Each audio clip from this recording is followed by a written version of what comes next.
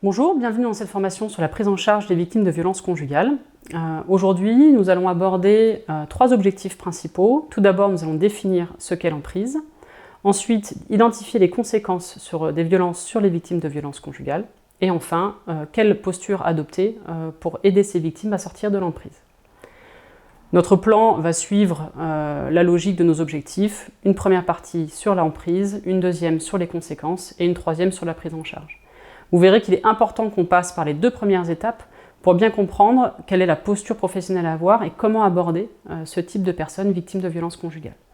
On va parler de victimes et d'auteurs, puisque les victimes peuvent être à la fois des hommes et des femmes, mais vous verrez que majoritairement dans mes exemples, je vais parler de femmes victimes parce qu'elles représentent la majorité des victimes qu'on rencontre sur le terrain.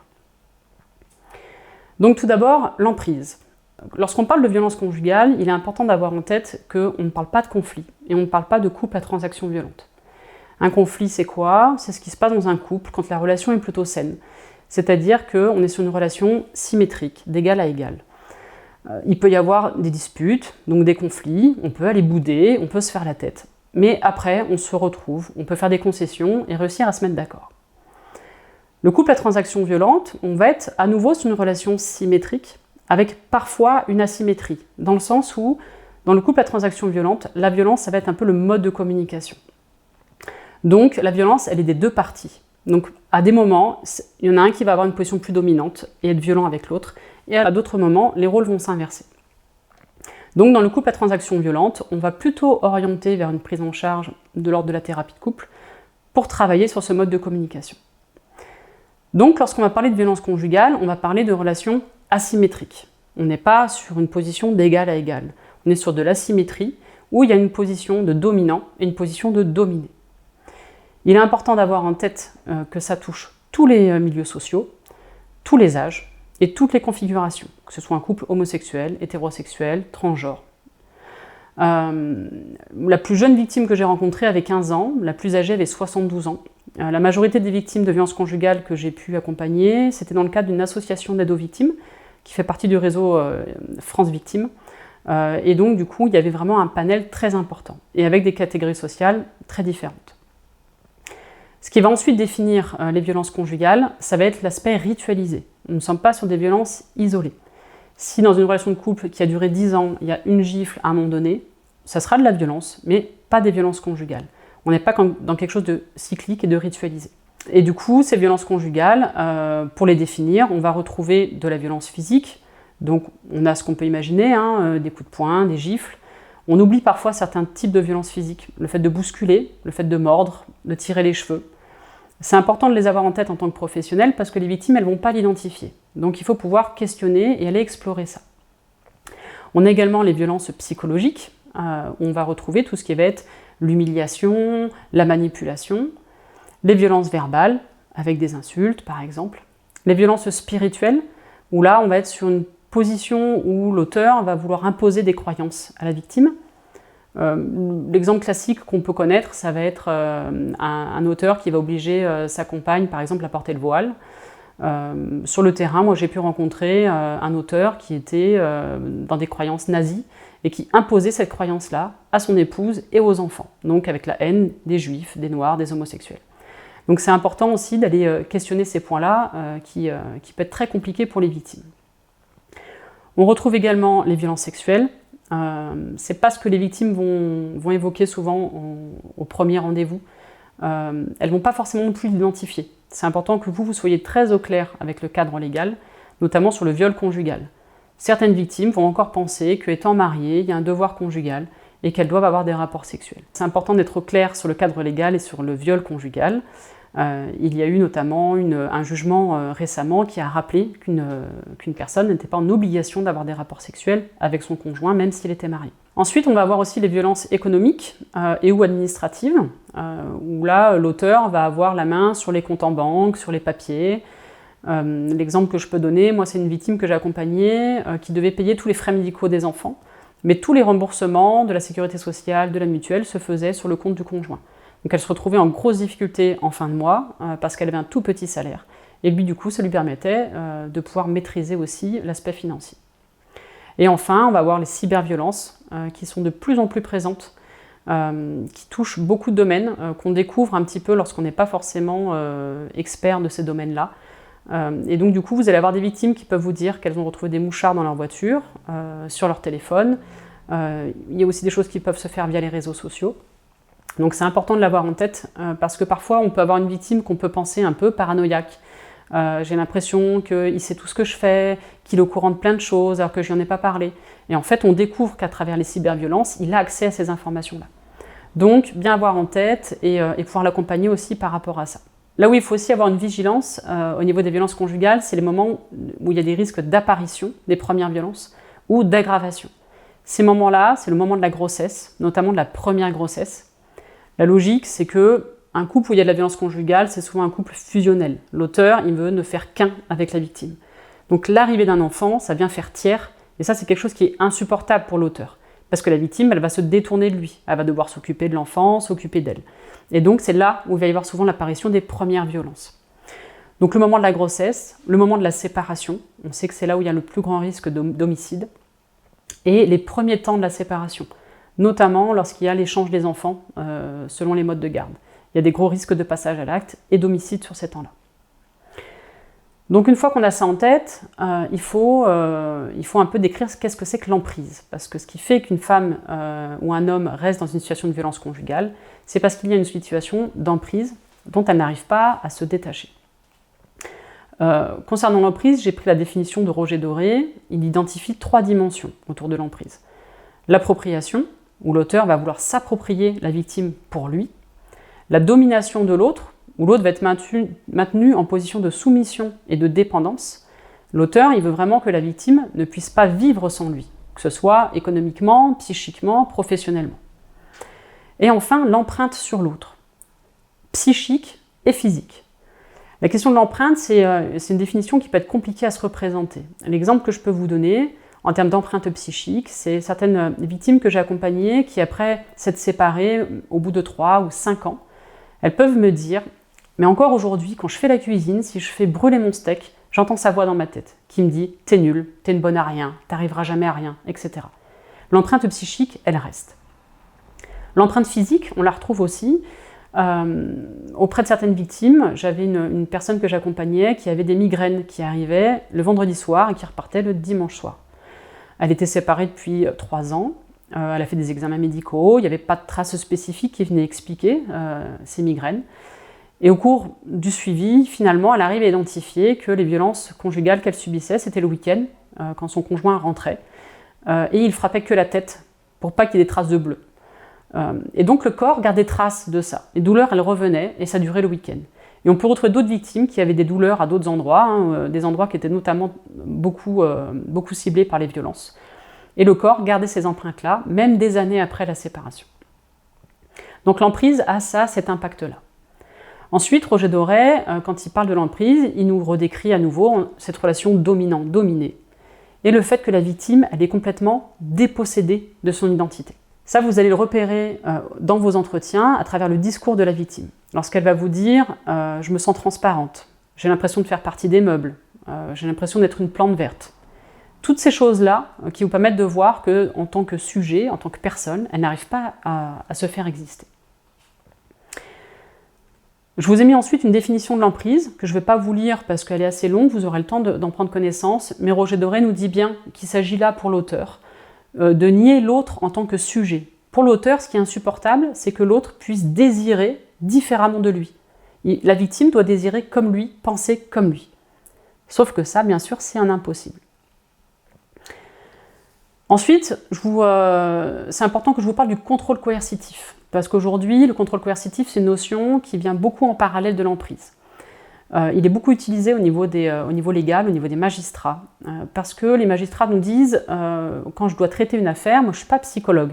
Je ne peux pas, dans mon ordonnance, pouvoir décrire ce qu'est l'emprise, les phénomènes psychologiques. Alors que le contrôle coercitif, c'est une notion en fait qui va parler de toutes les stratégies que l'auteur met en place pour contrôler, terroriser, isoler la victime. Donc du coup, on va être pour le magistrat sur une liste de comportements qu'il va pouvoir identifier et argumenter, et non pas sur le cycle des violences dans lequel la victime est prise. Donc c'est une notion très importante, il y a beaucoup d'écrits sur cette thématique-là qui commencent à sortir. sur la bibliographie finale, vous aurez toutes ces ressources-là qui seront identifiées. Je vous ai également mis là les 2 jurisprudences qui sont passées par rapport au contrôle coercitif, c'est-à-dire qu'il y a 2 magistrats qui ont utilisé ce terme-là pour justifier de leur décision judiciaire. Et en effet, la victime, une fois qu'elle est prise dans cette emprise, dans les violences, ce qui va définir les violences conjugales, ça va être ce cycle des violences. Le cycle, il est assez identifié, il est assez connu aujourd'hui, il est assez schématique, bien sûr. Il y a des victimes qui ne vont pas passer par toutes les étapes, il y en a d'autres qui aura des étapes en plus. Ce cycle, il commence par le quotidien. Le quotidien, c'est la tension où l'auteur il va être dénigrant, humiliant, critique. La victime, dans ces moments-là, elle est sur le qui-vive, elle doute d'elle, elle a peur, comme si elle sentait quelque chose allait arriver. En tout cas, c'est un moment où elle est en hyper-vigilance. Il y a des victimes qui peuvent vous dire moi, quand je suis à la maison, qui rentre le soir, je sais, à la manière dont il tourne la clé dans la porte, s'il va y avoir des violences ou pas. Je sais, à la manière dont il va monter l'escalier, s'il est en colère ou pas. Donc, en fait, elles deviennent expertes de l'auteur. Et ça, c'est quelque chose que moi, je viens valoriser dans les entretiens.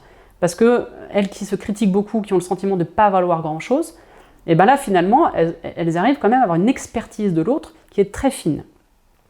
On va aussi retrouver ça chez les enfants, qui vont avoir les mêmes capacités par rapport à l'auteur.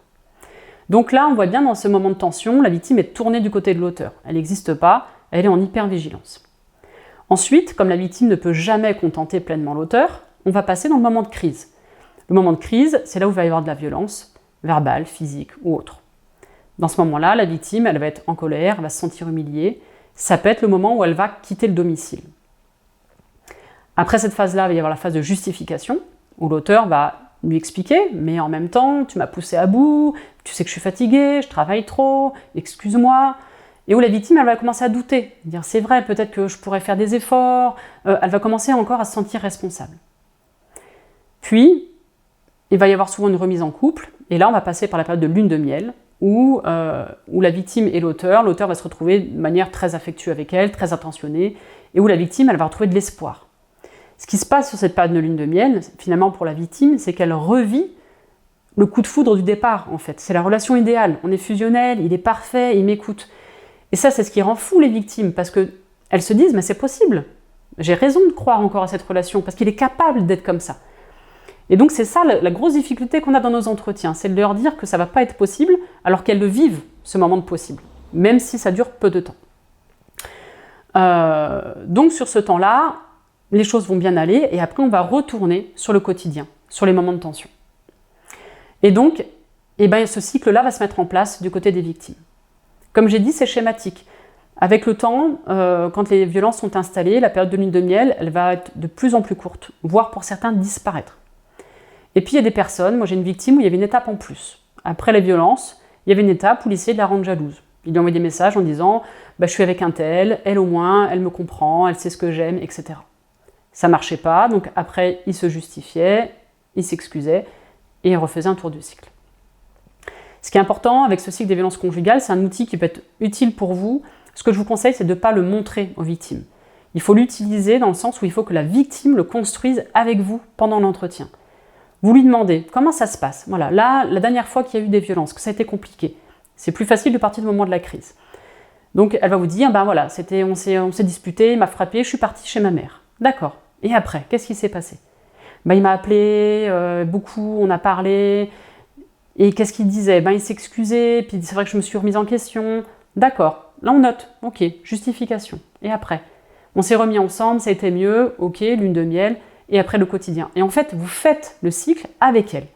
Et là, ça prend sens pour elle, parce que c'est les mots qu'elle a dit, c'est elle qui le construit. Et on le sait bien, nous, en tant que thérapeute, les choses ont beaucoup plus de sens quand ça vient de la personne que quand c'est nous qui les amenons. Donc ça, c'est très important, parce qu'on a beaucoup d'outils, beaucoup de textes sur les violences conjugales, et on est tenté d'amener le savoir. Mais c'est pas ça qui va marcher. Il faut vraiment qu'on fasse naître les choses d'elle. C'est un travail de maïeutique. Et c'est d'autant plus important pour les victimes de violences conjugales, qu'elles sont réduites à l'état d'objet. Donc si là on arrive à faire naître quelque chose d'elles en termes de connaissances, en termes de production, et du coup on les valorise et on commence ce travail pour la ramener sur une position de sujet. Donc les conséquences sur les victimes de violences conjugales, elles vont être importantes. On l'a vu, ce qu'elles traversent, c'est très douloureux, c'est de l'ordre parfois de l'insupportable, et pour autant, elles arrivent à rester dans ce contexte-là.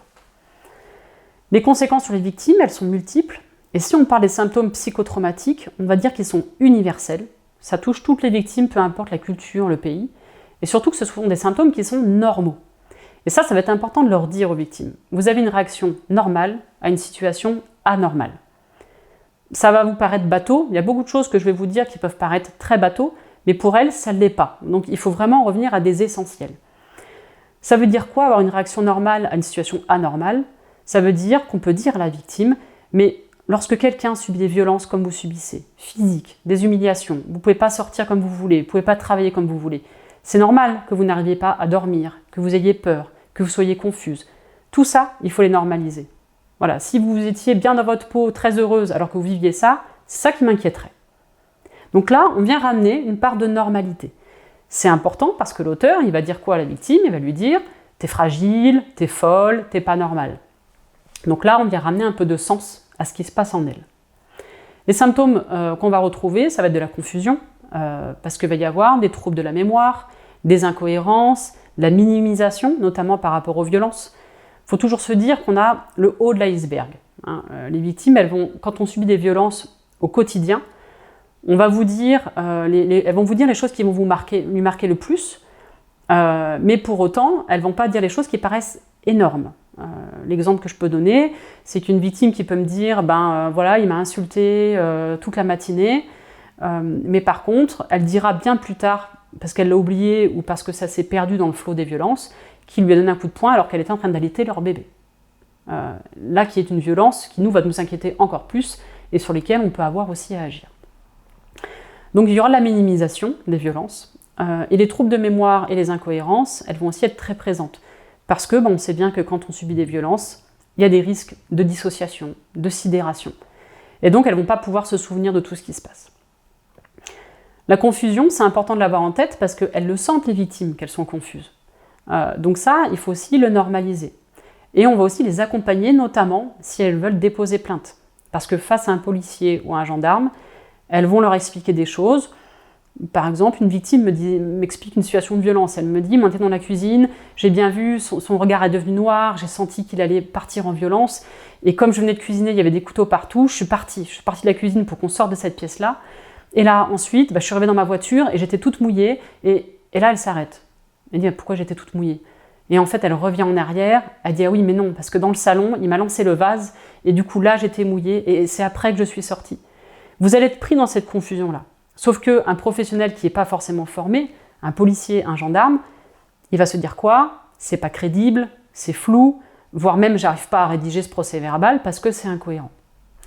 Donc votre travail de thérapeute, parfois, ça va être ça. C'est-à-dire de ramener les éléments dans une histoire, dans une chronologie, qui va lui permettre à la victime de restituer ce vécu-là, notamment auprès des professionnels.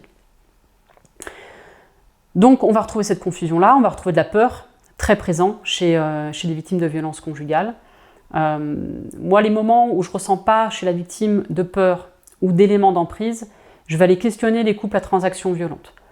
J'avais une victime comme ça que j'avais commencé à accompagner. Elle a subi des violences importantes et je sens comme ça dans sa posture quelque chose qui ne me renvoie pas à ce que j'ai l'habitude de voir. Donc je lui pose la question, et vous avez le droit de poser la question. Est-ce qu'il vous arrive parfois, vous aussi, de répondre par la violence auprès de votre conjoint, ou de réagir aussi à votre tour? Et elle me dit, ah oui, non mais là, bien sûr, l'autre jour à table, il n'a pas arrêté de me prendre la tête avec je ne sais quoi, j'ai pris ma fourchette, je lui ai porté dans le bras.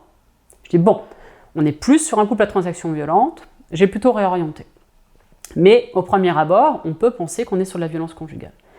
Mais il n'y avait pas cette peur, pas cette emprise. Dans les autres symptômes, on va trouver donc des sentiments de honte, de culpabilité, d'impuissance, donc qui sont aussi classiques chez ces victimes-là, parce que finalement, si on reprend cette notion d'emprise, l'emprise, c'est comme si l'auteur il venait taper sur la coquille de la victime, il vient la fissurer, et finalement la victime, elle est vidée de tout ce qu'elle est, de sa confiance en elle, de ce qu'elle aime, de ce qu'elle est, elle ne sait plus qui elle est. Par contre, il va la remplir de lui. Moi, je veux que tu fasses ça, et moi, je pense ça de toi. C'est comme si c'était un peu la poubelle de l'auteur. Donc l'auteur qui, lui, ne peut pas porter sa culpabilité, sa responsabilité, il va la projeter chez la victime. L'auteur, il n'est pas forcément content d'être violent avec la victime, seulement il ne peut pas porter cette responsabilité-là. Il va la faire porter à elle. Si je suis violent, c'est de ta faute. C'est toi qui me pousse à bout, c'est toi qui n'écoutes pas. Donc du coup, la honte, la culpabilité, l'impuissance, ça va être très très présent chez cette victime. On va retrouver aussi un effondrement de l'estime de soi, des troubles qui vont affecter l'identité personnelle, sexuelle, familiale et sociale. Cette victime-là, comme elle est vidée d'elle-même, elle ne sait plus qui elle est. Donc elle va avoir du mal à parler d'elle et à s'inscrire dans un milieu social ou familial. Finalement, elle va s'éteindre. L'image qui est souvent donnée par rapport aux violences conjugales, c'est celle des vampires. L'auteur, il vient vampiriser la victime, la vider de tout son sang. Et donc, on retrouve ces victimes-là qui vont se vivre, se sentir comme des zombies. Voilà, je suis là, mais je suis en mode automatique. J'ai l'impression que j'ai pas de goût, j'ai pas d'envie. Ça, c'est des petits mots comme ça que vous allez repérer dans le discours de la victime. On va retrouver aussi souvent des conduites addictives, de consommation d'alcool, de drogue ou de médicaments. C'est important parce qu'on peut les voir assez régulièrement, on a du mal parfois à les identifier, mais c'est ce qui va permettre à la victime de s'anesthésier ou de supporter la situation. C'est important dans ces moments-là, du coup, de questionner un peu qu'est-ce qui est de l'œuf ou de la poule. Des fois, des personnes vont venir consulter parce qu'elles ont un problème de consommation d'alcool, et puis finalement, quand on questionne, on peut voir qu'à l'origine, il y a eu des violences, et que suite aux violences, elle s'est mise à consommer un peu tous les soirs, et un verre, et 2 verres, et 3 verres. Ça, c'est quelque chose qui a beaucoup impacté les victimes aussi dans leur soutien social. Parce que j'ai une victime que j'accompagnais qui subissait des violences depuis plusieurs années et son entourage n'était pas du tout au courant. Et un jour, elle vient me voir en entretien, elle me dit « c'est bon, j'ai réussi à en parler à ma mère ». Et cette femme-là avait des consommations d'alcool.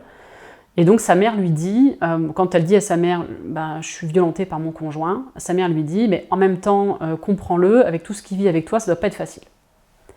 Donc là, forcément, c'est compliqué, parce que la mère lui fait porter la responsabilité de par sa consommation d'alcool, mais par contre, elle ne se pose pas la question de comment c'est arrivé. Donc là, en tant que thérapeute, on sort un peu les rames et on continue d'accompagner et de voir quel autre soutien social on peut trouver autour de la victime.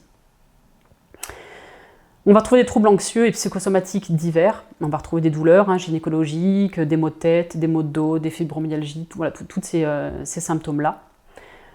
Et aussi, bien sûr, des phénomènes de dissociation. La dissociation traumatique, je ne vais pas pouvoir la décrire ici, mais vous avez à la fin du PowerPoint, dans les ressources, le lien vers l'association mémoire traumatique, qui est dirigée par le docteur Muriel Salmona, qui va très bien vous décrire le processus neurobiologique. Ça décrit dans le cerveau comment ça se passe quand on est face à une situation de danger qui dépasse nos défenses psychiques et qui fait qu'on va se dissocier pour se protéger. Donc quand on est dissocié, quand on est sidéré, ça va amener des amnésies traumatiques, des personnes qui ne peuvent pas vous parler de certaines scènes parce qu'elles sont pas en mémoire, des fugues, des dépersonnalisations, des déréalisations, des réductions de la conscience de l'environnement. C'est des victimes qui vont vous dire pendant qu'ils me frappaient, je ne sentais rien, je n'avais pas de douleur, j'étais anesthésiée, ou j'avais le sentiment d'être à côté de mon corps, de voir la scène comme si c'était un cauchemar, comme si c'était irréel. Donc ça, c'est des éléments qui montrent qu'il y a eu un traumatisme. Donc il y a une prise en charge importante à faire à ce niveau-là. Des symptômes, il peut y en avoir plein d'autres. Là, c'est les symptômes principaux qu'on va pouvoir retrouver chez une victime de violence conjugale. Ensuite, ce qu'il faut avoir en tête, c'est que quand une victime de violence conjugale veut se séparer, veut partir, on va appeler plutôt ça une rupture évolutive. Rarement, on va avoir une victime qui va dire « il y a de la violence, je m'en vais et c'est fini ». On va retrouver ces phénomènes d'aller-retour.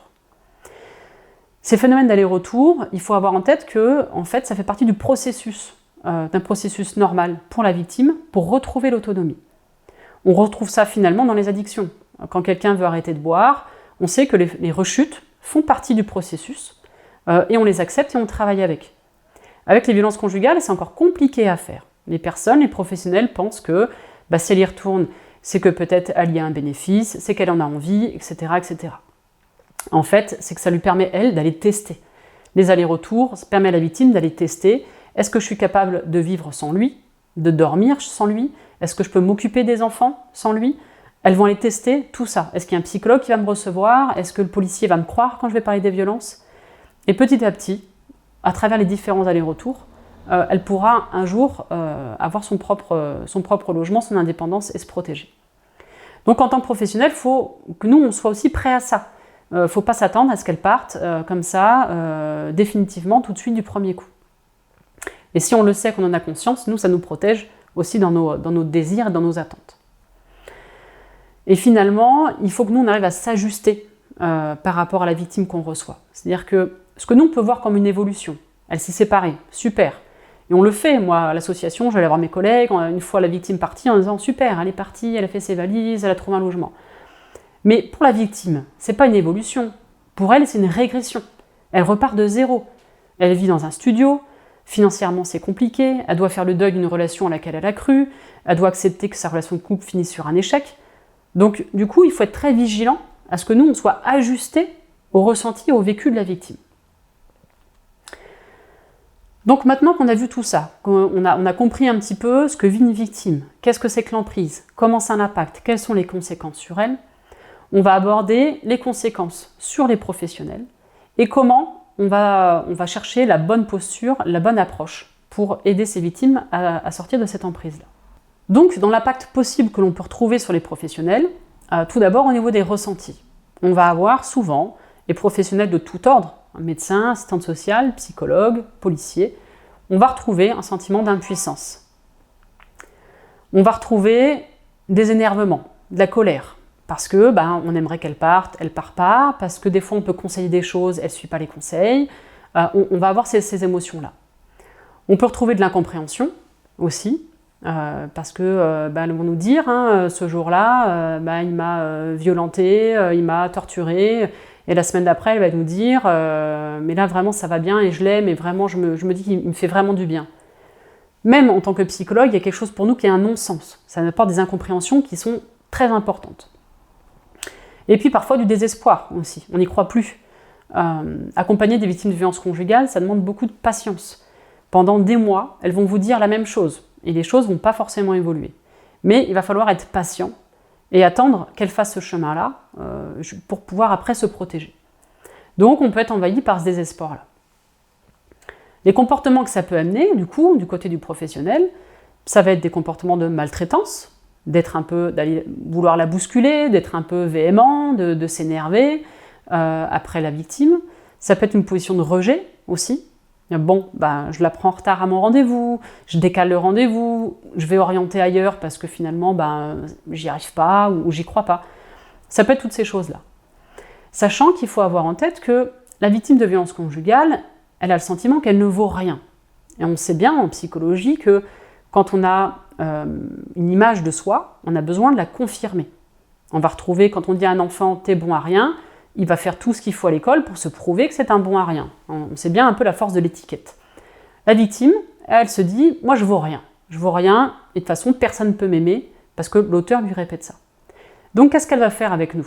Elle va arriver en retard au rendez-vous, elle va arriver avec une demi-heure de retard, elle va oublier le rendez-vous, elle va vous appeler à la dernière minute. Toutes ces situations-là qui peuvent vous amener parfois des situations de rejet. Ce qu'il faut faire dans ces moments-là, quand une victime arrive, et ce qui va être normal aussi parce que c'est les conséquences du traumatisme, elles sont perdues au niveau spatio-temporel, ce qu'il faut pouvoir faire dans ces moments-là, c'est de pouvoir dire « vous gardez votre cadre, l'entretien dure 45 minutes, elle arrive avec 30 minutes de retard. Vous lui dites « bon, alors aujourd'hui on n'aura que 15 minutes pour nous, mais c'est pas grave, on les prend, et la prochaine fois on essaiera de prendre un peu plus de temps. » Il faut toujours qu'elle se sente accueillie. Un psychiatre me disait un jour qu'il avait rencontré une victime de violence conjugale qui avait déjà vu 4 psychiatres. Et elle lui dit d'entrée de jeu, moi de toute façon les psychiatres, ça n'a jamais dépassé 3 rendez-vous. Et le psychiatre lui a dit, d'accord, j'entends. Sachez que moi en tout cas, au 4e rendez-vous, je serai là, dans mon bureau, et ma porte sera ouverte. Et à partir de là, il a pu lancer le suivi, et en effet, au 4e rendez-vous, elle est venue, et lui était disponible pour elle. Donc ça c'est important parce que c'est des comportements qu'on peut avoir sans forcément s'en rendre compte. Ça vient un peu nous prendre ces situations-là. Donc il faut y être vigilant. On ne peut pas aborder une victime de violence conjugale comme on aborderait un autre patient qui serait un peu limite au niveau du cadre. On sait que ce qui va se jouer au niveau du cadre avec la victime, ça fait partie aussi de la prise en charge pleinement. Dans les comportements que ça peut aussi provoquer chez les professionnels, c'est des phénomènes d'identification ou de collage. hein, de vouloir un peu sauver la victime, de déborder sur notre cadre. On va l'appeler peut-être un peu plus tard, on va la voir entre deux patients. Faire pour elle ce qu'on ne ferait pas pour d'autres patients. Donc là, il faut aussi être vigilant. Et enfin aussi, ce qu'il peut y avoir, c'est des phénomènes d'emprise. Parce que finalement, quand on est, nous, professionnels, pseudo-sachants, et qu'on a en face de nous une victime en position de soumission, de dépendance, elle va vouloir nous mettre à cette place-là. Mais vous, madame, vous en pensez quoi? Mais vous feriez quoi à ma place? Mais est-ce que vous pensez que je devrais faire ça? Et nous, on va être tentés de le faire. Quand elle va nous raconter l'horreur de ce qu'elle vit, on va avoir envie de lui dire « là, il faut que vous preniez un avocat, là, il faut aller voir l'assistante sociale, il faut prendre un logement ». On va avoir envie de lui dire tout ça. Sauf que si on lui dit ce qu'elle doit faire, eh ben on vient répéter l'emprise sur elle. Peut-être qu'au début, la victime, elle va faire les choses. Hein, elle va vous dire « j'ai appelé l'avocat, j'ai contacté l'assistante sociale ». Sauf que 3 semaines après, quand elle va retourner chez elle, est-ce qu'elle va pouvoir revenir vous voir? Non, parce qu'elle aura peur de votre regard. Parce qu'elle se dit le psychologue, il m'avait conseillé ça et je ne l'ai pas fait, j'ai pas réussi, j'ai honte, il va me juger. Et donc du coup, elle ne revient pas nous voir. Donc ça, il faut vraiment s'en protéger. Il faut partir de la victime et de ce qu'elle veut et de sa demande. Donc, le risque pour les professionnels, c'est un risque de répétition des violences. Il faut être très vigilant du coup à votre contre-transfert ou à vos résonances, comme disent les systémiciens, c'est-à-dire qu'est-ce que ce suivi thérapeutique provoque en moi? Qu'est-ce que je ressens? Donc il faut être très vigilant à pouvoir avoir un espace de supervision ou d'intervision pour vous-même, pour être au clair sur la posture que vous occupez. Dans votre accompagnement, il y a des questions qu'il est important de poser, de vous poser aussi sur les premières rencontres. Pas forcément au premier rendez-vous, mais en tout cas sur les premiers rendez-vous. Le premier, ça va être « c'est quoi la demande de la victime en face de moi ?» Comme je vous le disais avant, l'idée c'est de ne pas répéter une situation d'emprise. Si la victime, elle vient vous voir dans votre cabinet en libéral et qu'elle vous dit « je ne sais pas si je subis des violences conjugales et moi je voudrais juste savoir si c'est des violences ou pas », eh bien ok, on va travailler sur ça. On ne va pas aller lui dire « là c'est des violences, il faut aller voir l'avocat, il faut faire ci, il faut faire ça », parce que pour l'instant elle n'en est pas là. Elle en est dans la prise de conscience. Donc on peut travailler ça avec elle. Une fois qu'elle identifie, qu'elle prend conscience qu'il y a des violences, peut-être qu'elle partira, qu'on ne la verra pas pendant quelques semaines ou quelques mois, et puis après peut-être qu'elle reviendra, en disant là maintenant il s'est passé autre chose. Mais elle pourra revenir que si vous avez respecté sa temporalité, que si vous ne lui avez rien imposé. Donc se centrer sur sa demande. En association d'aide aux victimes, parfois elle pouvait venir juste pour avoir un nom d'avocat, ou juste pour savoir, mais là si je partais demain, qu'est-ce que j'aurais comme aide? Est-ce que j'aurais un logement? Est-ce que j'aurais la CAF? Et on répondait juste à ces éléments-là. Et c'est ce qui permettait souvent d'avoir une accroche. Ensuite, l'autre question que vous pouvez vous poser, c'est pourquoi elle consulte aujourd'hui? Ça, c'est un point important. On l'a quasiment pour tous les patients qu'on rencontre en tant que psychologue. C'est d'autant plus important pour les victimes de violences conjugales. Qu'est-ce qui fait que je vous rencontre aujourd'hui et pas le mois dernier et pas l'année prochaine? Reynaldo Perron, qui est un psychologue d'approche systémique, il nous parle de contrat implicite entre un auteur et une victime. Un contrat implicite, c'est quoi? C'est un peu un contrat inconscient, qui fait que c'est comme s'il y avait un accord inconscient entre les deux. Par exemple, une victime qui va dire, en tout cas penser, ok, tu peux me violenter, mais pas devant les enfants. Ou ok, tu peux me violenter moi, mais pas les enfants. Ou ok, je supporte la violence, mais par contre tu ne me trompes pas. Et le jour où l'auteur enfreint ce contrat implicite, c'est souvent là où on va les rencontrer dans notre cabinet. J'ai reçu moi des femmes victimes de violences conjugales qui sont venues me voir, et du coup elles sont venues, pourquoi? Mais il m'a mis une gifle dans le supermarché. Et à la maison, elle vivait des violences sexuelles, elle vivait des violences physiques très importantes, bien pire qu'une simple gifle. Mais ce qui a été le plus violent pour elle, c'est la gifle dans le supermarché. On y travaille, et bien sûr, il y a des choses qui se jouent avec le regard social. Qu'est-ce qui vient montrer aux autres? Qu'est-ce qui fait qu'une femme, elle va partir, venir consulter, au moment où, suite à une scène de violence, elle voit son enfant qui la regarde avec un regard vide, sidéré. Et là, elle se dit, là, c'est pas possible. Pas pour moi, mais pour mon enfant. Donc c'est ça qui va faire déclic. C'est important de le creuser parce que là, ça va être un premier point où vous allez retrouver cette partie de sujet qu'on cherche. Les victimes, elles sont objets, on veut les faire devenir sujets. Donc là, elles viennent dire quelque chose d'elles. Et du coup, qu'est-ce qui, du regard notamment social, vient mettre un stop à ces violences? Donc qu'est-ce qui fait que je vous rencontre aujourd'hui et pas à un autre moment? L'autre question que vous pouvez vous poser, c'est est-ce qu'elle a conscience de vivre des violences conjugales? Parce que parfois, elles vont vous parler de disputes, de conflits, elles vont dire, voire des fois, que c'est elles aussi qui cherchent. Donc là, il faut bien identifier parce que ça va être un des premiers travaux à faire. On va accompagner la prise de conscience des violences. Si elles n'en ont pas conscience, on ne va pas commencer à travailler le reste. L'autre question à vous poser, c'est aussi à quel moment du cycle je la rencontre. Le cycle qu'on a abordé tout à l'heure. Est-ce que là, en ce moment dans mon bureau, est-ce qu'elle est plutôt sur la période de tension, de crise, de justification ou de lune de miel? On verra juste après pourquoi. Et enfin, une des questions aussi à vous poser, c'est est-ce qu'il y a des enfants en situation de danger au domicile? Ça va être un point très important parce qu'on a une obligation, tous, de protection par rapport aux mineurs. Et donc, ça va être aussi un point très important à aller investiguer. Votre vigilance, en tout cas, à avoir dans l'accompagnement de ces victimes, c'est la temporalité. Une victime de violence conjugale, elle a besoin de temps pour s'en sortir. Parce qu'il s'agit de passer d'une position d'objet à une position de sujet. Finalement, c'est comme si vous demandez à un enfant qui apprend à marcher de tout de suite se mettre debout et se mettre à courir. C'est pas possible. On sait qu'il va se mettre debout, tomber, se relever, marcher et retomber à nouveau. Donc si on a conscience de ça, on l'accompagne dans ce sens-là. Donc être prêt soi-même à l'accompagner dans cette temporalité-là. Alors à quel moment du cycle on rencontre la victime? Là encore, je vous donne des petites pistes. C'est pas un protocole, c'est pas aussi carré, mais en tout cas, c'est des petites vigilances à avoir. Si vous rencontrez la victime sur le moment de tension, du quotidien, on l'a dit tout à l'heure, à ces moments-là, elles sont en hypervigilance, elles sont inquiètes, anxieuses. Donc, on va intervenir avec beaucoup de délicatesse, parce que leurs défenses psychiques, elles sont au maximum, là, elles sont sur le qui-vive dans ces moments-là. Et on va essayer de se centrer vraiment sur leur demande. Pourquoi vous êtes là aujourd'hui? Parce que pour qu'elles puissent venir vous voir, alors que on est sur du quotidien, sur un moment de tension, c'est qu'il y a certainement un travail qui a été fait avant. Sinon, ce n'est pas forcément là où elles viennent du premier coup. Donc ce que vous pouvez faire aussi sur ces moments-là, c'est de travailler avec elles les scénarios de protection. Un scénario de protection, c'est quoi? C'est il va y avoir des violences, on le sait ou on s'en doute. Qu'est-ce que vous pouvez faire si ça arrive? C'est-à-dire, qui sont les voisins autour qui peuvent m'héberger ou qui connaissent la situation? Est-ce que j'ai un numéro de téléphone préenregistré? Est-ce que j'ai une alarme sur mon téléphone pour pouvoir envoyer un message à mes amis proches? Toutes ces choses-là. Le scénario de protection, on fait aussi ce travail-là des fois avec les enfants qui sont encore au domicile avec des violences conjugales, dont on n'arrive pas à mettre en place un placement ou une protection. Ça permet quoi, le scénario de protection? Ça permet de se protéger du trauma. Finalement, si elles ont quelque chose à faire, ça leur permet d'éviter d'être trop dans une position de dissociation.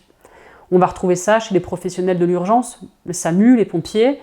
Ils ont des protocoles, des réflexes qui vont venir leur protéger des scènes d'horreur auxquelles ils sont exposés. Donc là, c'est pareil. On crée avec elles un scénario de protection différent, qu'elles pourront ou pas utiliser, mais en tout cas, elles repartent aussi avec ces choses-là. Si la victime vient vous voir et qu'on est sur la situation de crise, il vient d'y avoir des violences.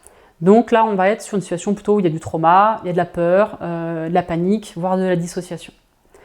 Donc là, notre rôle, ça va être beaucoup de contenir. On va être plutôt à accompagner l'ici et le maintenant. Il faut plutôt contenir ce qui se passe pour elle au niveau émotionnel. On va normaliser les ressentis pour la rassurer. Et on va essayer d'orienter aussi vers du soutien juridique, social, médical. C'est important qu'elles soient entourées. Et sur ces moments-là, parfois, il faut avoir le passage auprès du médecin légiste pour avoir les photos, pour avoir des preuves dont elle se servira ou non.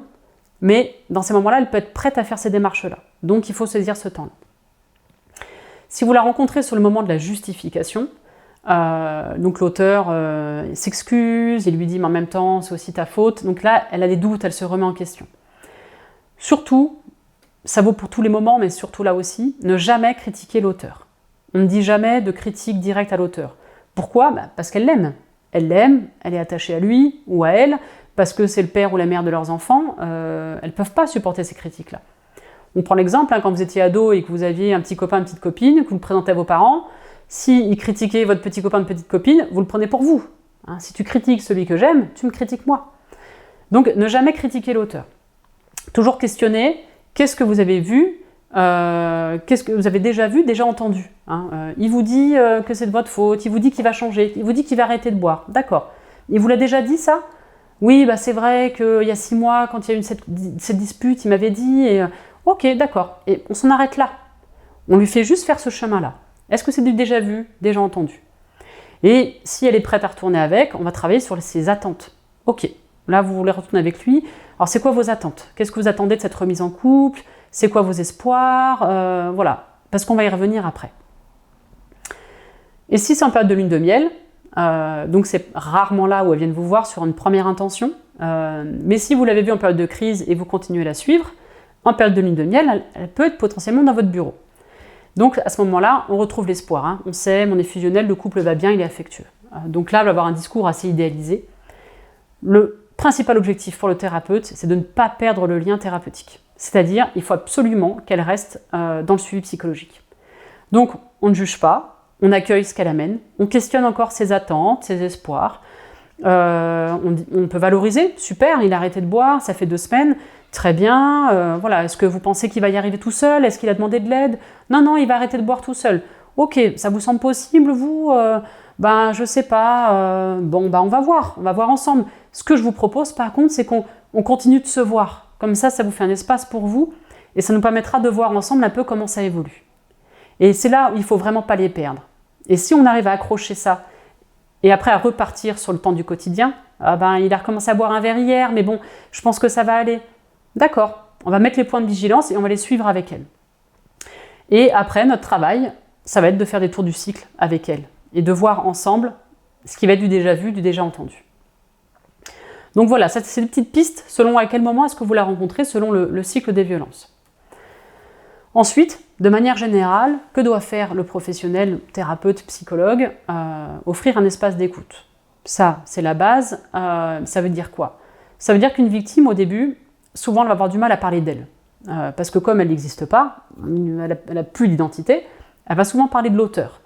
Oui, mais il a une enfance difficile, oui, mais il travaille beaucoup, mais il essaye de faire des efforts, en même temps, c'est vrai que j'arrive pas toujours à répondre à ses demandes. Elles vont beaucoup parler de lui. Parfois, les victimes, elles vont vous demander, elles viennent vous consulter en disant, je viens me voir parce que j'ai besoin de comprendre mon conjoint, pourquoi est-ce qu'il est comme ça, je ne comprends pas le comportement. Là, il y a 2 positions, ça dépend des professionnels. Et des professionnels, ils sont OK. Ils sont OK, on va travailler sur ça.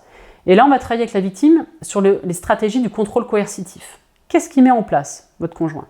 Ok, il vous surveille, vous devez lui envoyer un message quand vous arrivez au travail, quand vous partez, vous devez lui demander l'autorisation pour ci, pour ça. Et on va décortiquer tout ça.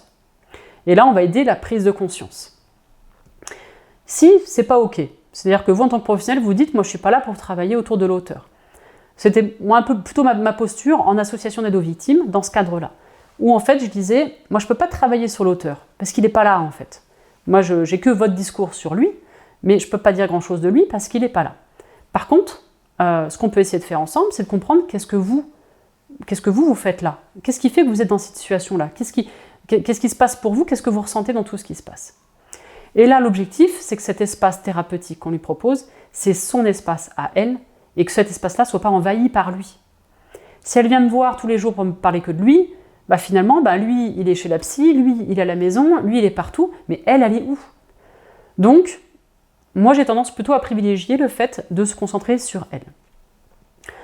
L'exemple que je peux donner, souvent en fin d'entretien, sur le premier entretien, où elle parle beaucoup de l'auteur, pour la plupart des victimes, c'est que je leur disais, je vous remercie, moi j'ai appris beaucoup de choses aujourd'hui sur votre conjoint, par contre, après 1 heure d'entretien, moi là je ne sais toujours pas qui vous êtes, en fait. Je ne sais pas qui vous êtes, ce que vous aimez, ce que vous faites, ce qui vous fait envie. Je sais beaucoup de choses de lui, mais pas de vous. Souvent, ça amène un peu de larmes et un peu de lâcher prise de côté de la victime, et ça aide à une prise de conscience. Oui, mais je ne sais pas moi non plus qui je suis. Hop, et là on amorce quelque chose qui fait que du coup ça va être bien peut-être qu'on se voit pour travailler ça ensemble. Vous êtes d'accord? Ok. Là on la revoit très vite. Au début les entretiens, il faut qu'ils soient très rapprochés. Je ne peux pas la revoir dans 3 semaines alors que j'ai lancé ça. On la revoit très rapidement, au moins 1 semaine après. Ensuite, dans les choses à faire auprès des victimes, ça va être de respecter sa parole. On l'a évoqué tout à l'heure, il faut prendre la parole de la victime comme elle l'amène. On n'est pas là pour juger, on n'est pas là pour amener une vérité, parce qu'il y a des incohérences, hein, il y a des choses qui ne vont pas être claires, des choses avec lesquelles on n'est pas d'accord. Pour autant, il faudra respecter ça. On pourra les questionner, amener de la nuance plus tard. Lorsqu'il y aura l'alliance thérapeutique, c'est-à-dire lorsqu'il y aura cette confiance-là et lorsqu'elle saura à quel point vous êtes dans une posture d'écoute, de bienveillance, là vous allez pouvoir nuancer. Quand elle vous dira ben là du coup oui ben, il me contrôle un petit peu, il a besoin de savoir à quelle heure je pars du travail, avec qui, mais bon c'est parce qu'il m'aime et voilà je sais qu'il m'aime beaucoup et ben là on peut amener de la nuance, d'accord, mais c'est bizarre cet amour, est-ce que vous faites ça quand vous aimez quelqu'un très fort? Est-ce que vous avez besoin de le suivre, de savoir, d'avoir des messages? Ah ben non, c'est vrai que c'est pas forcément moi ce que je ferais. Ok, ben, qu'est-ce qui fait que vous aimez pas comme ça vous? Ben parce que j'en ai pas besoin et en même temps c'est intrusif et là on amène de la nuance, on décale. Mais il faut d'abord avoir l'alliance thérapeutique pour ça. Après le respect de la parole, il y a le fait d'accompagner la victime dans la prise de conscience des violences. Pour ça, le point important, ça va être de nommer les faits de manière objective.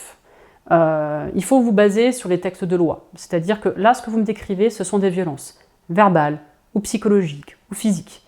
Ça, c'est un délit. Le viol conjugal, c'est un crime. D'avoir en tête les délais de prescription. Il faut que vous ayez ça en tête parce que c'est ce que vous allez amener à la victime. L'objectif, c'est de ramener un regard qui est un regard sociétal, un regard légal. C'est pas à vous, en tant que personne, qui dites à la victime « c'est pas bien ce qui se passe ». Parce que ça prend pas. Là, vous ramenez quelque chose d'officiel, d'objectif. Et ça vous permet aussi de ne pas critiquer l'auteur. Vous dites pas ce qu'il fait c'est mal, vous dites « la loi dit que ce qu'il fait est interdit ». Donc, bien avoir en tête les textes de loi. Et vous pouvez aussi, dans ces moments-là, vous appuyer sur des outils. Je vous en ai mis quelques-uns sur les ressources à la fin du PowerPoint, notamment sur le violentomètre, par exemple.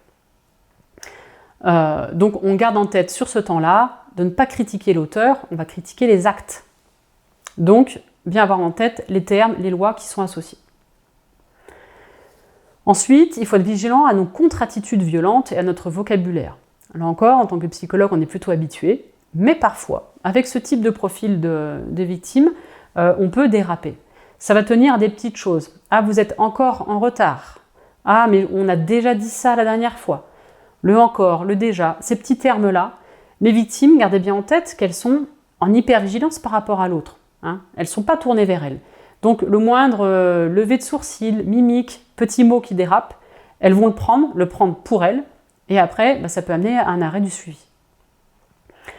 Il faut être vigilant à ne pas répéter l'emprise, on l'a nommé tout à l'heure, très important, on n'impose pas nos choix, mais on l'aide à déterminer ses propres envies, ses propres besoins.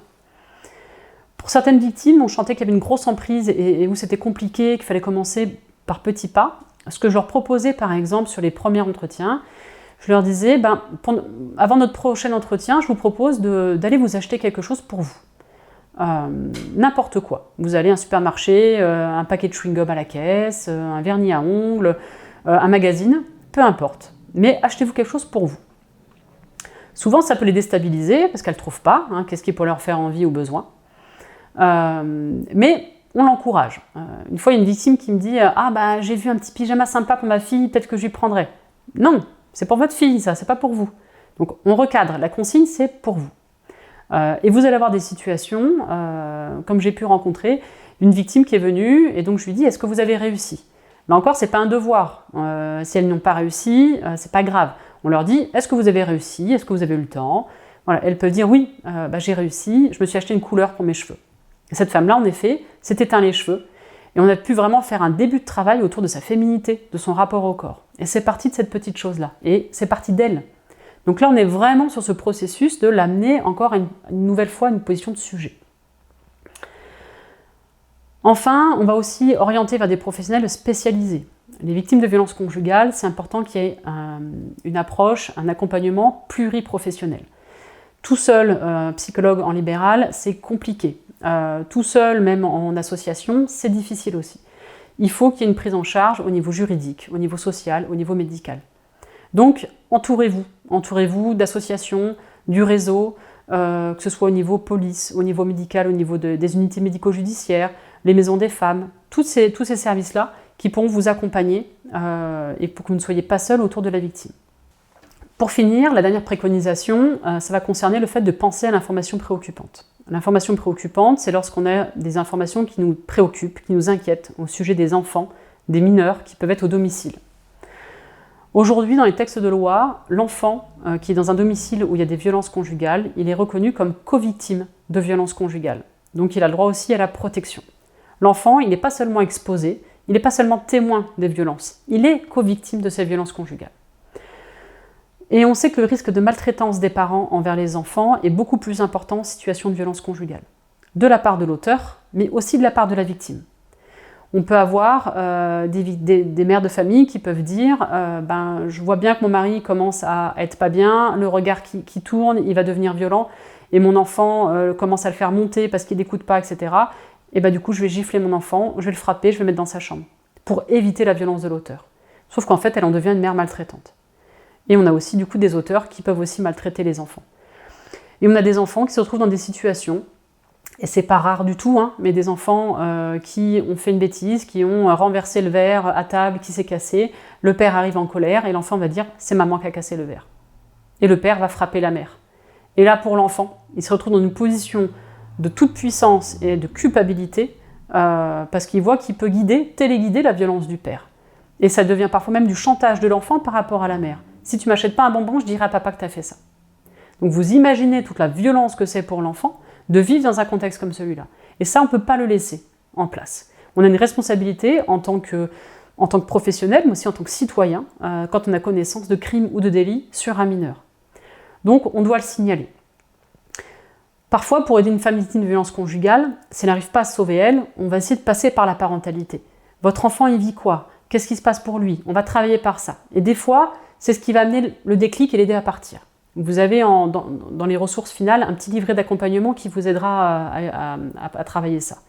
Mais si ça ne suffit pas, si elle n'arrive pas à sauver ses enfants et elle-même, vous devez intervenir.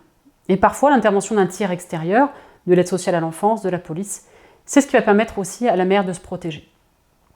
On a souvent des situations comme ça, d'enfants qui vont être des fois placés, et à ce moment-là, la mère va pouvoir partir parce qu'elle est en mode survie, elle peut s'occuper que d'elle.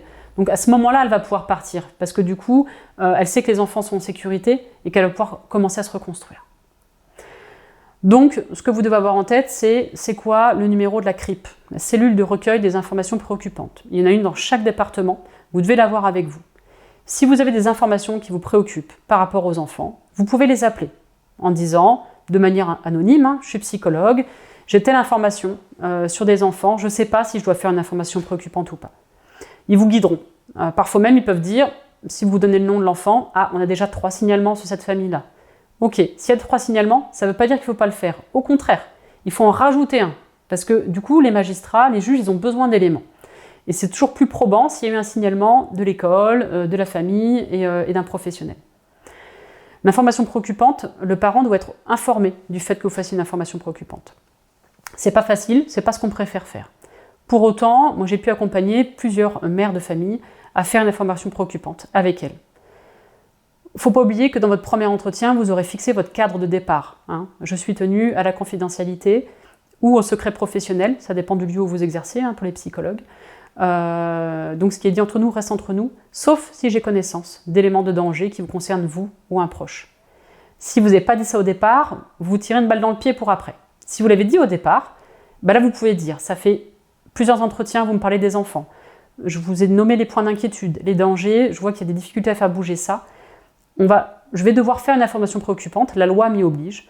Est-ce qu'on peut la faire ensemble? Parce que c'est ce qui va vous aider finalement aussi peut-être à sortir de cette situation-là. L'information préoccupante, ça va amener à ce qu'après, il y ait une enquête sociale qui va être faite auprès de la famille. Donc il va rencontrer le père, la mère, les enfants. Et donc ça peut permettre d'amener une protection pour tous. Et si vous avez connaissance de faits graves avec un risque vital important ou des violences sexuelles sur les enfants, vous devez faire un signalement au parquet de votre secteur. Là, il ne faut pas informer les parents pour un signalement, parce qu'il ne faut pas que ça entrave la procédure judiciaire qu'il va y avoir par la suite. Mais si vous avez connaissance de faits graves par rapport aux enfants, la question ne se pose pas, vous devez faire un signalement. Là encore, dans le doute, vous appelez la police, vous appelez la CRIP, ils vous renseigneront. Ils vous diront aussi comment vous pouvez faire ce signalement. Donc, vigilance aussi par rapport aux enfants, en protégeant les enfants. C'est aussi comme ça que des fois vous allez protéger la maman ou le papa, selon qui est victime. Pour conclure, il faut avoir en tête qu'en tant que thérapeute, en tant que psychologue, on va devoir faire plusieurs tours du cycle des violences avec les victimes. Il faut être prêt à ça, il faut l'avoir en tête parce que c'est ce qui va nous permettre, nous, de garder aussi l'espoir. Oui, à y retourner, c'est pas grave, je sais que ça fait partie du travail, on va continuer ensemble, je lâche rien, je sais qu'elle est capable. Il faut vraiment réussir à croire en la victime là où elle n'arrive pas à croire en elle. Et en même temps, ça veut dire qu'il faut toujours laisser sa porte ouverte. C'est vraiment ce que je répète à tous les professionnels de tous les milieux. Notre travail, c'est de laisser la porte ouverte. Elle va venir vous voir, vous n'allez pas la voir pendant 6 mois. Et puis après, elle va revenir. Et puis après, elle va aussi s'absenter, etc.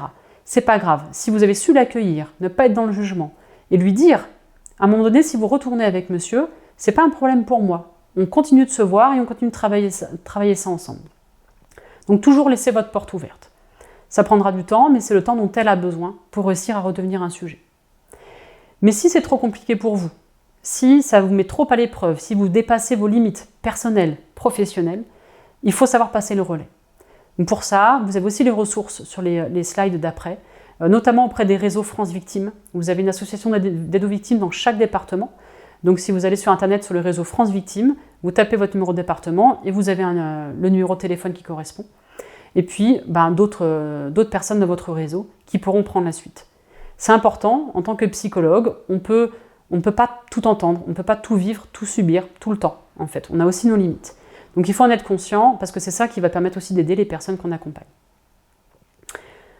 Pour finir, je vous ai mis en ressources donc des outils, le violentomètre. Le violentomètre, il est décliné en plein de formes différentes. Il y a pour la victime, c'est-à-dire c'est une règle qui permet de voir à quel moment ma relation est saine ou dangereuse. Vous avez un violentomètre pour les auteurs. Est-ce que je suis violent ou pas avec ma compagne? Un violentomètre pour les jeunes couples qui viennent d'avoir un bébé. Il en existe plein, son accès gratuit sur Internet. C'est des outils à avoir dans vos bureaux et ça fait média entre vous et la victime. Là encore, ce n'est pas vous qui amenez un savoir, c'est un outil que vous pouvez lui laisser pour qu'elle puisse le regarder. Dans les autres outils, il y a le mémo de vie. C'est aussi géré par France Victimes. Mémo de vie, c'est un site où les victimes peuvent mettre tous leurs papiers d'identité, impôts, des témoignages, des preuves en sécurité dans un coffre-fort numérique. Donc c'est bien de leur donner ça parce que ça permet de préparer si à un moment donné il y a un départ ou un dépôt de plainte qui se met en place. Et ensuite il y a d'autres livrets que je vous ai mis en place. Dans les ressources, vous avez les numéros de téléphone utiles, le 3919, le réseau France Victimes, les CIDF, le site de la MIPROF, la mission interministérielle de protection des femmes. Ils ont beaucoup de documentation. Ils ont des petites vidéos pour les formations, voilà, plein de choses très intéressantes que vous pourrez aller chercher. Les CPCA, c'est des centres psychothérapeutiques pour les auteurs de violences conjugales. Si vous avez des plaquettes avec vous, vous pouvez le donner aussi aux victimes pour qu'elles les donnent aussi à leurs conjoints. Certains ont conscience de leur violence et ont envie d'être pris en charge. Donc, dans certains cas, il faut aussi pouvoir accompagner l'auteur. Je le rappelle, je ne l'ai pas dit, la Haute Autorité de Santé ne recommande absolument pas de thérapie de couple dans une situation de violence conjugale entre un auteur et une victime. Parce qu'il y a trop de risques pour le thérapeute d'être pris dans le système de violence. Et surtout, l'auteur risque de prendre les propos du thérapeute et de les inverser auprès de la victime. Tu vois bien, le thérapeute a dit qu'il fallait faire des efforts. Voilà, tu vois bien qu'elle a bien remarqué que tu n'en faisais pas assez. Et en fait, pour la victime, ça en rajoute une couche. Donc, on ne préconise pas de thérapie familiale, de thérapie de couple pour les violences conjugales. Et ensuite, je vous ai mis une bibliographie. Il y a plein d'ouvrages très différents. Pour les psychologues, celui que je vous conseille notamment d'avoir avec vous, c'est le droit à l'usage des psychologues. Donc, tout ce qui va être de l'ordre du secret professionnel ou non des psychologues et de nos obligations, parce que ça va rentrer en ligne de compte. Vous allez avoir des victimes qui vont vous demander une attestation pour le juge des enfants, le juge des affaires familiales. C'est pas forcément notre rôle. Donc il faut savoir un petit peu qu'est-ce que vous pouvez faire ou pas. Donc différents ouvrages, un ouvrage très important sur le contrôle coercitif également. Et enfin une filmographie avec certains films qui nous permettent d'aller mieux sentir, voir un peu ce qu'est l'emprise. Vous pouvez parfois conseiller aux victimes, certaines demandent, est-ce que vous avez des livres, des films à regarder? Moi je prends beaucoup de précautions sur ça. Il faut que ce soit très accompagné, ou quelqu'un qui est assez protégé ou qui élabore bien, parce que ça peut être un peu violent à recevoir. Mais notamment, si vous avez l'occasion de regarder le film Jusqu'à la garde, on voit très bien le climat de peur, sans voir la violence durant quasiment tout le film, mais on est imprégné de cette situation de peur, d'emprise que vit la victime. Voilà, on pourrait en parler encore des heures, mais on va s'en arrêter là pour aujourd'hui. J'espère que cette formation a pu répondre à vos attentes et je vous souhaite une bonne fin de journée. Au revoir.